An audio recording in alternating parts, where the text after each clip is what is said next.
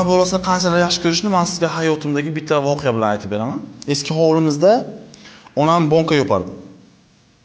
Va o'sha bonka yopish jarayonida pichoq bilan qo'llarini kesib oldilar. Hamma yoq qon bo'lishni boshladi. Juda ham qattiq kesib oldilar. Men o'yladim, juda ham qo'rqib ketdim, lekin 1 soatdan keyin onam o'sha qo'llarini bint bog'lab, dashi o'sha bonkani yopishni davom ettiraverdi. Ertasi kuni onamga yordam berish maqsadida men ham bordim yonlariga, onamdan so'roq pichoqni olib qo'limni kesib qo'ydim, noxos. Yig'lashni boshladim. Onam menga qarab yugurib, o'sha bintni topib, o'sha paxtani topib qo'limni bog'lashni boshladi. Shunaqa yig'layapman, hech narsaga e'tibor bermayapman. Birdaniga yuzimga tomchilar boshladi. Qarasam, onam mendan battar yig'layapti. Hayron bo'ldim. Kecha onam qo'lini kesib oldi. Juda ham qattiq kesib oldi. Nima uchun kecha yig'lamadi-yu, lekin hozir men qo'limni kesganimga yig'ladi. Tushundimki, onam meni qalbida saqlaydi.